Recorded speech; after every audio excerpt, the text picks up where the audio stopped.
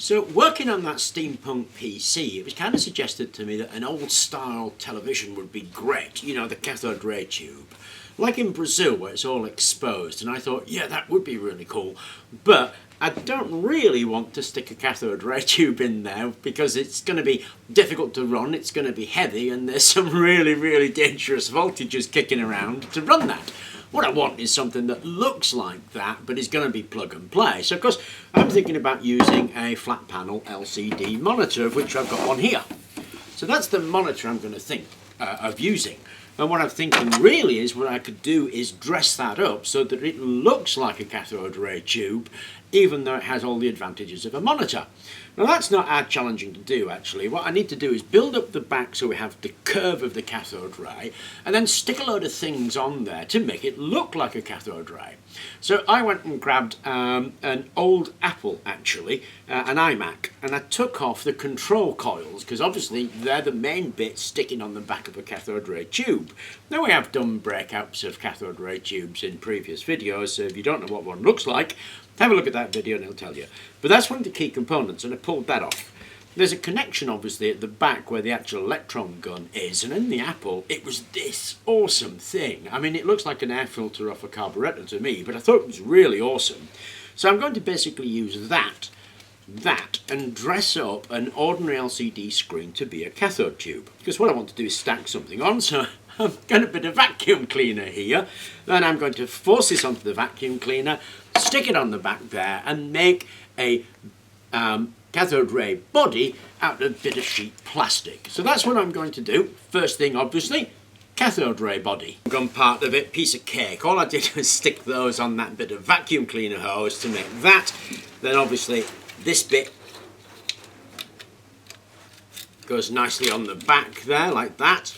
And then we've got to attach this to the back plate. So I've cut these three bits, we'll glue those together, and then this will just feed through those holes, making a large plate. That plate then can fit on the back of the original screen holder, so it'll go right there. And it fits the screws. So we're kind of getting there. Okay, so that's it literally glued onto that vacuum cleaner hose, plenty strong enough. And that goes on there like that with 4 screws. Whoops, 4 screws. So let's put some screws in. Okay, that's it. So now I have to make infill pieces to go from here to here and glue that on, and that's my fake CRT made up. Okay, so to make this, there's a bit of card with a curve in it, sellotape it onto the bottom there, attach it there, and give it a coating of resin. After about 20 minutes or so, the resin will harden, and won't give it tremendous amount of stiffness, but it'll give it enough stiffness so that we can form the rest of it. And after you put the bit of card on, obviously, that's what you get. So this LCD goes in here, but the whole thing mimics a cathode ray tube. Now, I have done that at the bottom so that I can plug it in, but it's at the bottom so you're not really going to be able to see it. I suppose I could have fed the cables through here, but really that was the easiest option. Now the thing to do obviously is give it a coat of paint, and we're going to paint it with the same thing that we painted the base of the computer with, and that is our wonderful marvellous ink. Our wonderful marvellous ink obviously does great jobs on conductivity, but I tell you, since I discovered that it will do this decorative finish, I'm really loving it. You just apply the ink, let it dry, then give it a polish, and it comes up like a shiny metallic coating. A good old polish will make this look like glass. So I'm just going to paint the whole thing and then leave it to dry. Okay, and that's it, all back together. So now we have an LCD panel looking like a CRT visual display unit, which is exactly what I was after. It's quite amazing what you can do with a bit of cardboard and paint, isn't it? So the thing to do with this now is obviously mount it in the Steampunk computer. There it is, mounted in the frame. So I've just put a couple of clips top and bottom. Now I'm thinking about this as my all-in-one Victorian PC or Steampunk PC. And I love the design.